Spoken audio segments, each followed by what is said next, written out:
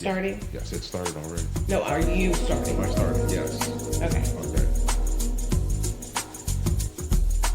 Welcome to Unrehearsed with the Moors.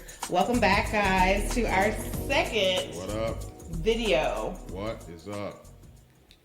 We are excited tonight. Don't mind my husband. We're very excited tonight. Yo. We have two of our favorite people, Charity and Steve Marsh, with us this evening, and we're going to get into some things that I think a lot of us deal with. Just life be life, and so we've experienced some of the same things in sharing our stories. I always say the devil always wants us to feel like we're the only ones. And the more and more that we got to share our story with Steve and Charity, we began to see that, our stories were very similar. And so we wanted them to share a little bit about what they've gone through, just to give you all hope. I know we talk about our story a lot, but this is another couple's story that will hopefully give you some healing and some hope. And here's the thing, right? Like, we have couples that join us that are in the storm, but then we have to show the other side of the storm, couples that are making it out of that and really shining on the other side. Because, even though, there will always be trouble, as Jesus says, we have to look at the harvest as opposed to the sowing season. So we're so glad to have the Marshes here. Yes. Thank you. What's up, y'all? Yeah, thanks. Hello.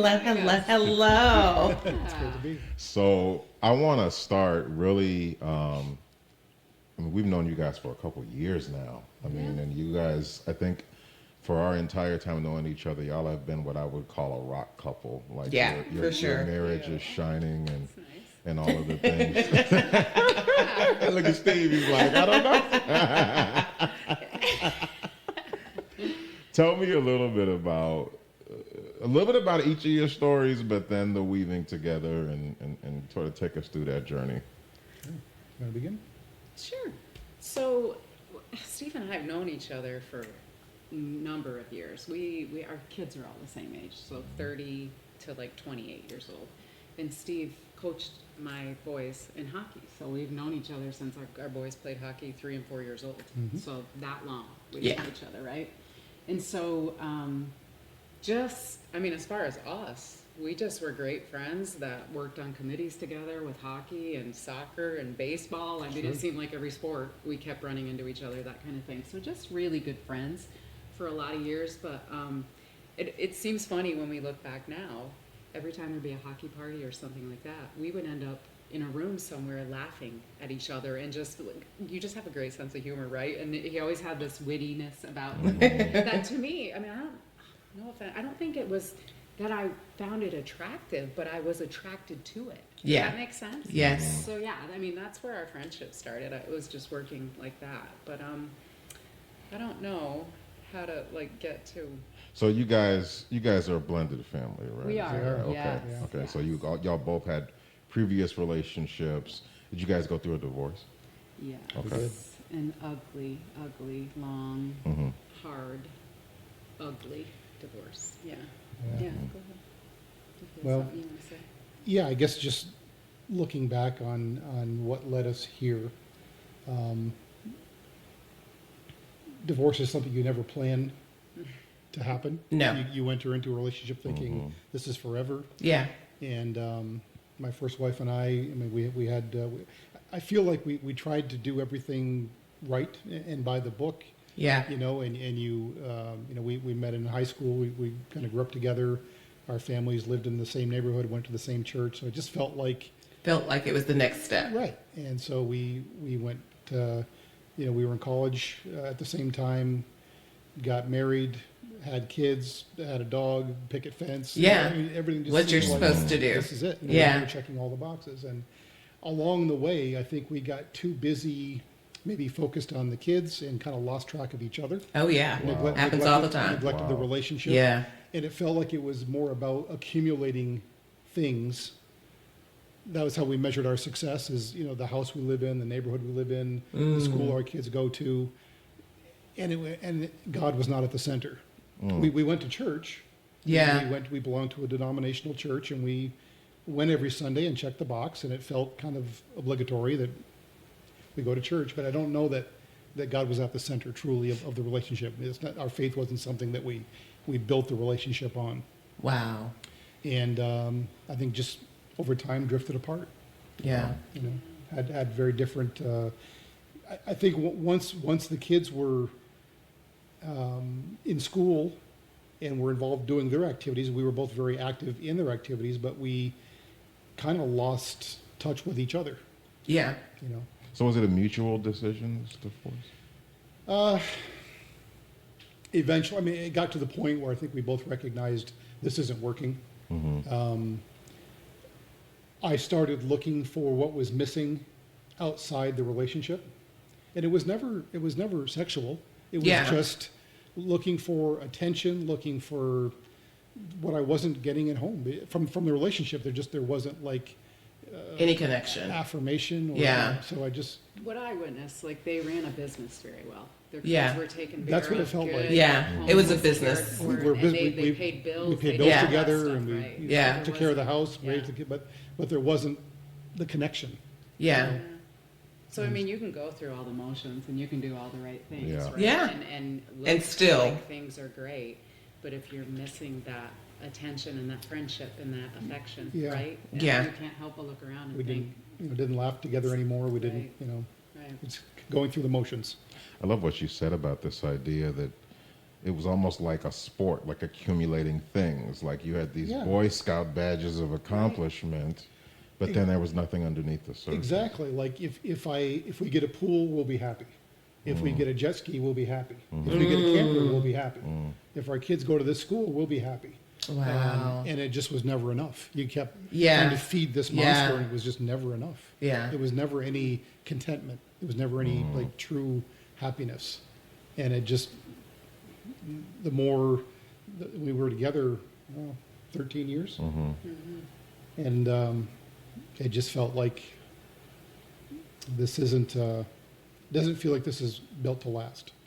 Who got divorced first, I guess, is the question. We were going through a divorce at the very same That's time. one of the The things that brought us exact together. That's what brought us same together. time. It's actually. part of Wow. what brought us together. Wow. So I had heard, again, we all played hockey together. So hockey up north, guys, it's all year round and it's part of your family. Yeah. I mean, we still They're not vacation. original Tennesseans. Yeah, no, we're no. not going to hold it against them. But like, I mean, it's a family, right? So I knew, everybody on the team knew my husband and I were struggling. How do you struggle like that and people Yeah, not and to- know, yeah. right? Small so town. people knew that Steve and Lauralee were struggling or whatever. And so one time I heard they had split up and I made signs and stuff. Well, then I heard they got back together and I made them a sign that said, and they lived happily ever after. Like, how ironic is that, right? It's never Yeah. too late. Like, it's Wow. never too late. You to made live them happily a ever- sign. Yes. Yes. Wow. Because there was just something in my heart, I'll be honest, from Yeah. a distance looking, thinking, as he was just telling you his story, his Yeah. whole life was everything my life was not with Yeah. my ex-husband. Yeah. So I remember looking at them thinking, if they can't make it, nobody Oh can my make it. gosh. Yeah, Not there's that not they had hope. this Right. wonderful relationship, but on the outside. But you only saw You what thought- was that yeah. external. Right. Okay, makes sense. So I just remember thinking, oh man, if they can't make it, nobody can make it, right? But, Yeah. And so we all knew each other so well. So we were going through our divorces at about the same time. Mhm. And I was actually at hockey one night I stayed in a relationship that should have been severed years before it was. Okay. And I'll tell you the reason I did that, 1,000%, because I stood in a church and I promised God that I would stay married for better or for worse. Wow. And I just remember thinking, if I can't keep a promise with him, who can I keep a promise with, right? And so there was just, I've counseled with priests, I counseled with pastors, I counseled with anybody that I could get in front of because there was just so much burden in me about a divorce. And it finally was my pastor that looked at me and said, Charity, this is not what God has for you. Wow. Yeah. This is not. And he had counseled with my husband also. So it wasn't a he's bad, she's good, anything like that. It was just that together we were very toxic. Yeah. And very mismatched. Just Yeah. so Mismatched in personality. or- Well, I'll be honest. He was a musician. I'm a musician. We were, before children, life of the party. You know what I mean? Yeah, We were yeah, very for sure. charismatic, Yeah. and everybody loved us, and everywhere we went, people were like, it was infectious, right? Once you add children and real life Yep. to that, Yep. And one of us getting up, going to work every Yeah. day for years, 15 years. Yeah. And the other one, music was his life. And it did bring in some money, but it wasn't. You know what I'm saying? Yeah. Yeah. Without for all sure. that stuff. So there was a lot of instability. And we had different upbringings. We had different ideas of parenting. And again, Steve did it all by the book. I had my 2 children before I was married to my husband. He is the father of my kids. But we were together for 7 years before we ever decided to marry. And so divorce for me was just I just can't do that. Yeah. I have to say, and I was raised in a Christian home. You know what I mean? And there was just everything about it was so shameful. So Yeah. Guilt. come on, dig your Regret. heels in. Yeah. That's right. You can do this. You were made for more than this. I did the whole thing, you guys, where I went home and didn't use the D word for 2 years. Yeah. You know what I mean? Like, Oh, my goodness. he would be sleeping, and I would stare at him and go, "We're gonna make this work. I was so devoted to Oh, that marriage. my. Not that I never did anything wrong, but I really was devoted to staying married, and eventually I felt the release of the Lord saying, "I have more for you." It sounds like you guys both were in marriages that were extremely visible. Is it fair to say that, like within your social circle? Yeah, small town. Okay. Everybody knows everybody. We traveled in the same circles, so you Yeah. you kind of know if someone is struggling or going through something. It's very It's obvious. very public. Yeah. Change, this time of sort of big change going on in both of your lives, and you guys were supporting one another, but then you're kind of like, okay, here's a question I have. Look at 'cause this Charity's is- smile, first of all. Yeah, this is, She's like, Steve's the best thing that ever happened to me. I'm gonna tell I mean, you, he is. For those who don't believe in God, I promise you. I promise. Oh, no, you know This I'm a Man believer. right here is from. It blows my mind when Yeah. people say, "How do you know?" I look at him and I think, guys, I was seeing a guy before I met Steve or started having anything to do with Steve. The night Steve came to my house, this is so important. I was seeing a guy in Vermont. I lived in New York. okay. To me, it was perfect. I'm going to tell you, my ex-husband, a lot of so Okay. there were orders of protection. There Okay. was nobody in my town was ever going to date me, and I didn't want to date anybody in my town, okay, because it was very scary. Okay? Yeah. This guy was perfect. I would see him when I didn't have my kids. We'd hang out. He was funny. He was different than anybody I'd ever been around. Convenient. But yes, it fit the right. Yeah. Which is not what God had for me. But I was manipulating it. Right? Yes. I was making my future You were to in be what I control. wanted it to be. Correct. Yeah. Correct. So I'm now struggling internally with, he never comes to New York. I always go there. Nice guy. Doesn't Yeah. have any kids. All this stuff. So I had literally, before Steve rang my doorbell, I had just gotten off the phone with him saying, I know that I told you I don't want anything serious, and I know that I led into this saying that the convenience of this was perfect for me, but I really feel, guys, I've never said this to anybody in my life before, especially another man, I really feel like God has more in store for me. Wow. Wow. And I feel like he made me to be the other half of something. And what you and I are doing, that just isn't ever going to be anymore than Yeah, what it is. what it right is. now. And so, like, you're super nice. You've been really good to me. I'm sure you'll find somebody, but you're just not for me. I hung up the phone thinking, what did I just do? Like, that wasn't I got rid Yeah, it of didn't yes. even sound like it Exactly was what I your thought. word. What you thought you wanted, yeah. So Yeah. from there, guys, Well, you brought me to church, I did bring you to church, but and non-denominational, so very different from what I had grown up with. Yeah. People, openly worshiping, hands in the air, and it was whoa. Steve, But would you she would you said- say that was the first time you saw people catch the Holy Ghost? I think so. Okay. Yeah. And she said, if you're uncomfortable, just squeeze my hand and we'll leave. And I said, no, I can stick this out, and it just was a real eye opener about why are these people, they're jumping around, they're dancing, they're singing. What's What are you happy about? Again, in the church that I was in, you came in quietly, you sat down, you whispered, you kept your voice low. I mean, religion was one. I mean, the church, Yeah. where I was going before, is that she introduced me to a side of my spirituality that I really hadn't explored. It was all about, you know, you go every Sunday, you sit there, you check the box, you go home. The appearances of being a Christian. Exactly. Yeah, but there's no relationship. Yeah. It was religion and Yeah. not relation. Yeah. So the fact about like how to pray, Mm-hmm. because before that praying was just regurgitating things you had Wow. learned, that you Yeah. had memorized, and it Yeah. wasn't about talking to God, Yeah. or asking or thanking, or it was just, you know, going through the motions. Well, So- and remember he said there was a lot of hypocrisy that he didn't like. Mm-hmm. I think that there would be things that would happen with our kids or in our personal life, and you would have an opinion. And I go, Steve, that's not okay. It's not okay to feel that way. Yeah. Right? And he would look at me and go, what do you mean? And I'm like, well, you didn't like that in your last church. Like, you didn't like that people were holding you to a standard that they weren't holding themselves to, right? I'm like, you're doing that right now with our kids, or you're doing it with our Yes. exes, or Yeah. you're doing it at work. And he's like looking at me thinking, I thought she was a party girl. She's not what I signed up It's not for. hard right now. I don't want to. It was obvious very early on that we could say the tough stuff to each other. Okay. It wasn't, you know, it wasn't just surfacey. When we got into conversations, it was Yeah, you're right. kind of like bare your soul, and we were You're safe. We were close enough friends, and there was a safety that we could say the hard things to each other, and it was received from a place that it wasn't criticism or, you know, attacking. It was, here's something about your character you need to explore, or you need to, you know. And we hadn't been seeing each other very long, and she said, I have a gift for you. And I'm like, oh, cool, you know. And I open it up, and it's a Bible. Oh, wow. And I'm Which like, You go, I've this never is done that not before. what I thought the gift was. thanks, I guess.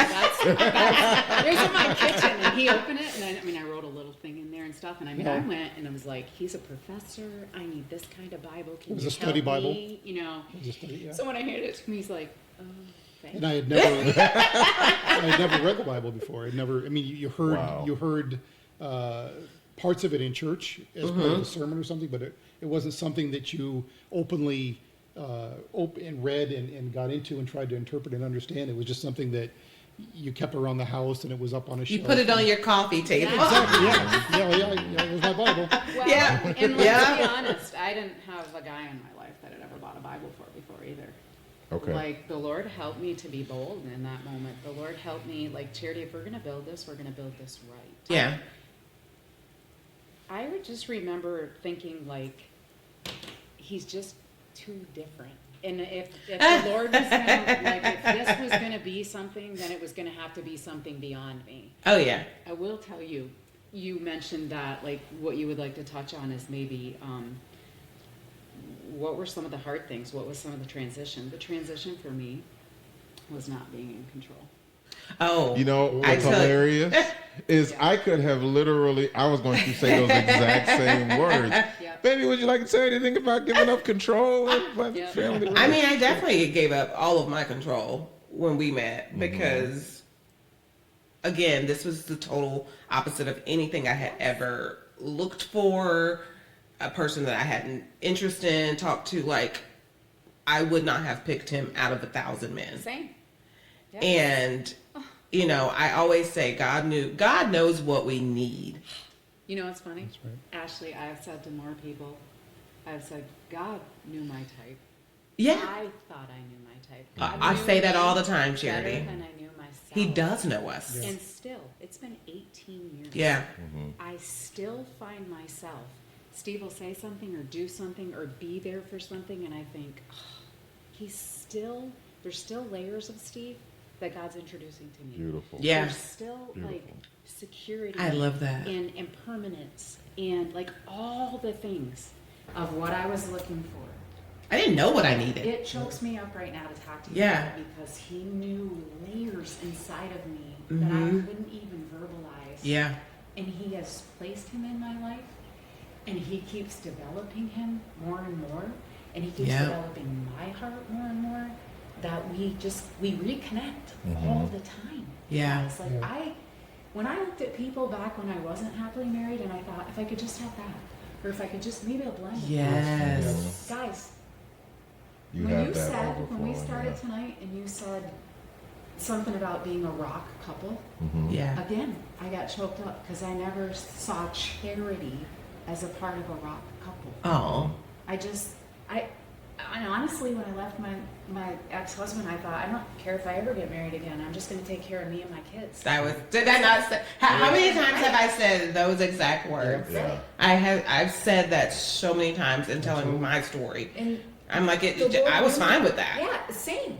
I had no idea that there was this desire in my Yeah. heart to be the other half of something, to the point, you guys, that I've looked at Steve and said, if something happened to me tomorrow, I want you to find somebody else. Not because it would ruin things or how beautiful things were for us. I know that Steve was meant to be the other half of something. Yeah. I know that I was meant to be. I didn't know. I'm not going to say that, Charity, but I'm glad you were able to, say that to Steve. Well, He better not. I'm just going to tell you. I'm just going to tell you. Like, I just look and I find such security in what he has brought to my life that it's almost like we were talking about work before this all started tonight, having something and having to share it.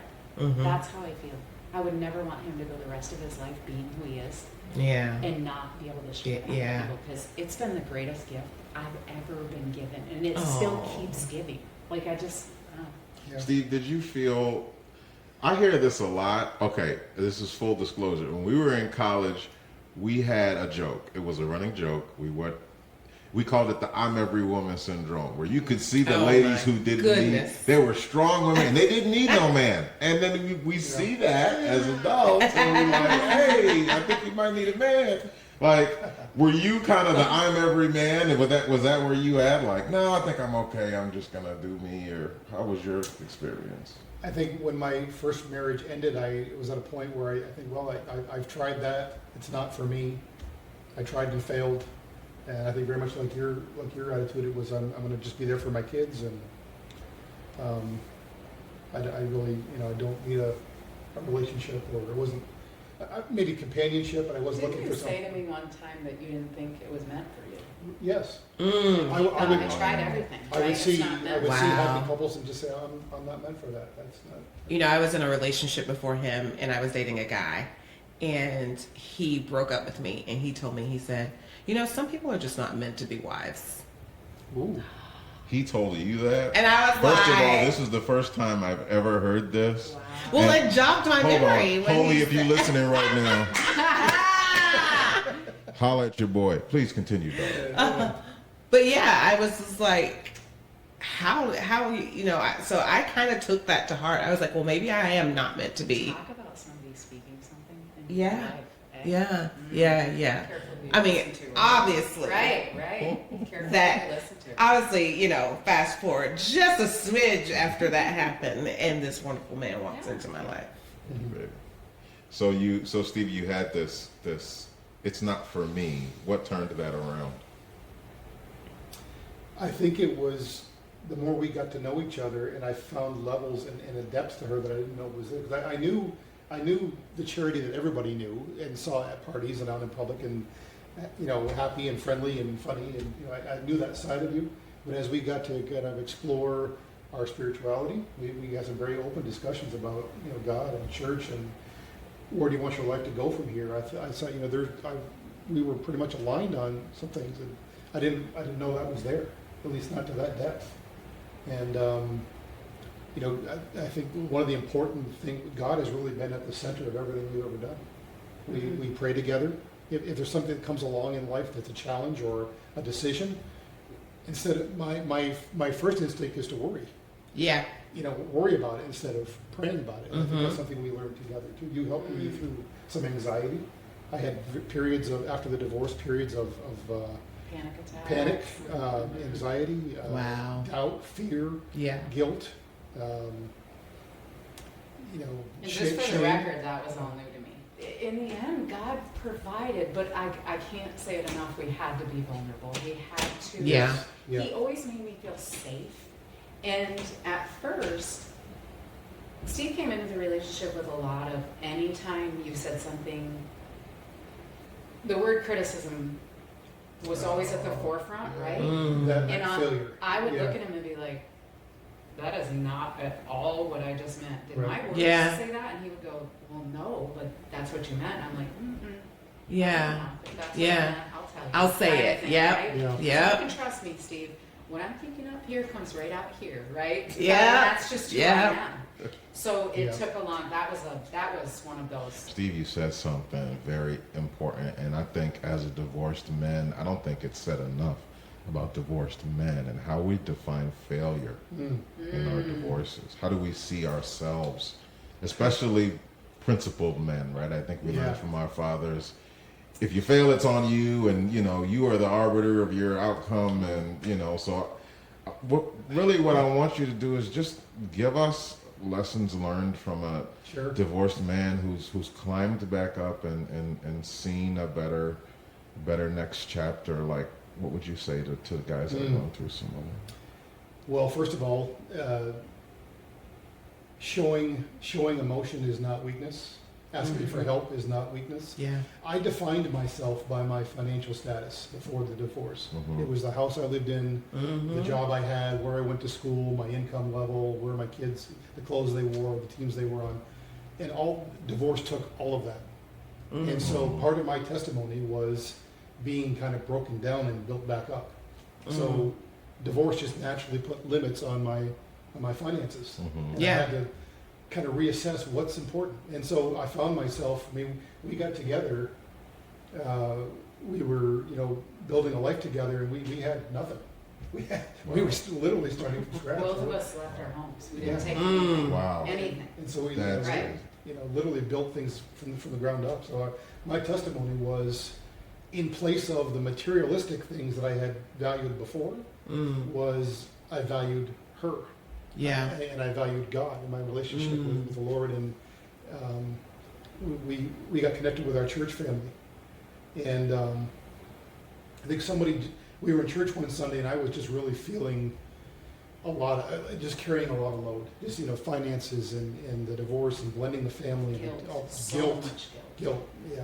And someone from the church just came and laid his hand on me and prophesied a little bit about being a good father. I mean, he knew nothing about my situation. He just It was during worship, you guys. Steve Wow. was just kind of bent over in the chair just like this, and that man came and put his hand on him. He said, I want you to know you're a good father. The Oh. Lord wants you to know. Wow. I That love you're that. good. He goes, you're a good man, and the Lord knows it. Yeah. And he looked at me, tears. And Yeah. I mean, he didn't have that relationship with the Lord. He goes, how does he know that? Mm. Because he's God. Yeah. And God knows who you are, And Steve. I was just right? trying to carry everything. I mean, just pay the bills, take care of Make that. everybody happy. Exactly. Yeah. And it got to a point I just couldn't do it. It just was Yeah. not possible. And I was actually playing golf with one of my close friends from the church, and I said, I don't know what I'm going to do. And he just said something so profound, but it changed my life. He said, give it to God. Give it to the Lord. Yeah. This is something I hadn't considered before. Yeah. That's when you're in trouble, like, praying isn't something you do. It's something you do at church. It's not something you do every day or when you need help. And he just said, give it to the Lord. And that really just changed my whole perspective, and made me see things in a very different way, in the way that I viewed her. And it's really been a really guiding principle. That's beautiful. Yeah. And I think I mean, my whole purpose of coming here today and talking with you guys, like a lot of what I was hoping we would touch on, is the shame that's associated with Yeah. divorce. Yeah. It's so ironic because I said to him on the way here, I don't think any church that we've ever been involved in has shamed us. Nobody's ever looked at us differently because we're a divorced couple. If anything, they've always welcomed us into leadership roles and helped us to grow in the church and stuff. I really believe the shame that we feel, we put on ourselves. We definitely put on I do ourselves. not Oh, God. believe We that is definitely from put on the Lord ourselves. at all. No. And I can tell you, anybody that's listening or willing to listen, the Lord does not bless this if this is not good. Mm-hmm. If you are not Amen. living with Him at the center of what you're doing, Steve introduced me to a life that was much more secure, much nicer than what I had before him. But I can tell you, we've had times where we didn't know how we were going to make ends meet. We didn't know how we were going to keep providing all four of our kids the lives that they were used to. And we would just pray over it, and God has always provided. Always. Yeah. Nobody's ever went without. Yeah. And we've always had more than enough.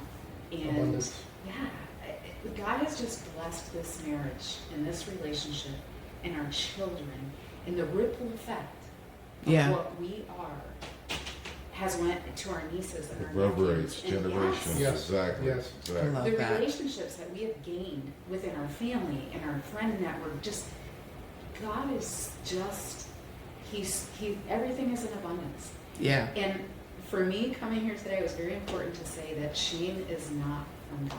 Mm. No. But And It's a lie. It's really not. It's definitely something that we, like you said, we put it on ourselves. And I think the reason that we feel so much shame, it's almost like a little kid when they get in trouble. yes, You feel ashamed. You don't want to tell anybody what you just did because you know you were wrong. And most of the time you did it, especially from my point of view, I know I did it by myself. I know I chose right. for That's myself. That's I didn't let God choose. And so that was one of my things this time around. I said, God, Yeah. if I'm gonna do this again, if I'm gonna whatever you have for me, I'm gonna let you choose. I'm gonna let you be my matchmaker. Wow. I tell this over and over again. I always gave God complete control in every aspect of my life, except Oh boy. I'm every woman? except my love life. Yeah. I always had the best jobs. I always had the best people. I always had the best of every other area except for my love life. And I remember thinking when I met him, I'm like, man, I almost wanted to whoop myself. Yes. Because then when I finally seen what God had for me and how he provides and protects and just the little things, he takes care of me. It's amazing. Doesn't it make your belly It flutter, does. It right? does. Because It there's does. just something in there that says, we were talking to you about it before we started recording tonight. I wish I could tell you that I kneeled next to my bed and asked God to bring me a mate, and Steve was who he brought me. I wish I would have went at this whole next chapter of my life that way. I didn't, and I wish I would have. As I was starting to date Steve, I could feel something tugging on me, and Steve taught 2 nights a week plus worked full time. I spent 2 nights a week, guys, constantly listening to Christian worship music, and I would just cry for hours and hours. I was the happiest I've ever been in my life. Yeah, that's real. But the Lord was just cleansing me. Yeah. Of all this hurt. And I didn't know. Yeah. I was calling people, my Yeah. going, something's wrong with me. I'm not depressed, I'm not sad, why am I crying so much? There was such a season of healing Yeah. that I didn't even know. I think I'm so smart. There was so much about me I didn't know. And when I finally gave God, here you drive. I'm Yeah. fine. Yeah. I'm Yeah. horrible at When you picking give him the my side. keys. Yes. Yes. And my picker is broken. Yes. I picked it up times and I screwed it up. It work. It won't work. But I can't tell you, and I saw Steve go through some of that too. I saw him, this guy, this clean cut, he's got it all together. The closer we got, the more I realized he had the job together, he had school together. Yep. He was a good dad. He But did that's all. right. But man, when it came to relationships, Yeah. and especially a relationship with the Lord, We think we know better. Mm.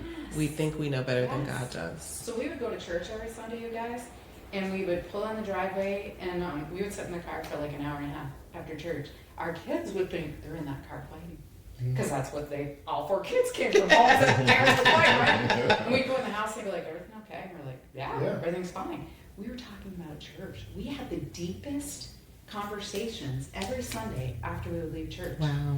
And then we'd go to sleep at night praying for our exes. And I remember you looking at me going, why do we pray for them? I'm like, they're in our life. Yeah. They're in our life, and there's Yeah. purpose. Beautiful. And they're the parents to our kids. And they're gonna be around for a long time. And the irony was, do you remember me one time saying to you, we were frustrated, guys. They were not good relationships with our exes. They were very intrusive, police, like all that stuff. Okay, so we'd lay in bed and I'd be like, oh. And he'd be like, do we really need to pray tonight about that? And I'd be like, you know what, Steve? They keep coming at us this way because God's got something for us. Yes. That's right. Yeah. Man, Yeah, we that's just a need to word. keep praying. What's the We're Yeah. not That just is a praying. and word. This was big for Steve. I'm like, we're not just praying for them. We're praying that our hearts would open up and that Amen. we would Yeah. learn what God needs us to learn to be the Yeah. other half of that relationship. Because Steve and Charity aren't perfect. You know what I mean? When you're in a he said, she said, you always think, well, all right, we had so much growing to do. Yeah. And without that, Yeah. One of the things I struggled with, I mean, early on we said that Steve and Charity never fight, but blending family was so hard. yeah, And the transition for me was when we stopped calling it your kids and my kids, yeah, and we started calling it our kid, our Yeah. family. yep. Yeah. You know? And Yeah. it changed my definition of what family means. Yeah. It doesn't just mean people that are blood relatives. It means people in your life that you care about and care about you, and you take care of one another. You know? Well, and there again, you let go of that Yeah. the reins, right? Yeah. As soon as his kids became my kids and my kids became his kids, even if in your heart that wasn't truly Yeah. everything Yeah. you wanted to Yeah. be right in that moment, when you started to say that Yeah. and give faith Power in those the words. Yes. right? Yes. The Lord started to like soften these edges where you That's were like, right. I don't like that about, you know? Yeah. But the Lord all of a sudden took that, I don't like that to the, I wonder why that happens. I Exactly. wonder how I could help with that. Exactly. Right? And Yeah. that leads to Exactly. forgiveness. If there was one thing that you could probably leave people with, knowing that, you know, we are all sitting here all divorced and remarried and kind of let God take the reins and the control. Yes, yes. If there was one piece that you could leave people with, what would that be? I guess if I had to say, it's don't lose hope. Like you had decided this isn't what's meant for me. I had decided I'm just going to take care of my kids and be done with it. Maybe someday later I'll find somebody. Don't give up hope, because if you will let the Lord know your desires, again, I didn't even verbalize them. He knew deep in my heart the things I needed and wanted to be. If you let the Lord lead, Yeah. you'll have hope. Keep him at the center and Surrender. pray for Yeah. direction. Surrender. Yes, That's beautiful. surrender. That's Great. Yes. That's a great one. Brandon. But we love you guys, and you are definitely our family. Yes, Aw. correct. I was Correct. at church last Sunday worshiping, a little heavy with some family stuff, and I opened my eyes during worship, and I just looked around, and it brought tears to my eyes to see families in our church that God has positioned around Steve and I. Yeah. So again, it doesn't just end at finding a mate, Yeah. having that mate be the perfect person. Now God starts placing couples like you guys Yes. around us to Yes. laugh with, to love on. And we even had at our last church some guys that Steve would go to like men's retreats with and stuff, and they would look at each other and say, if it gets hard, call me.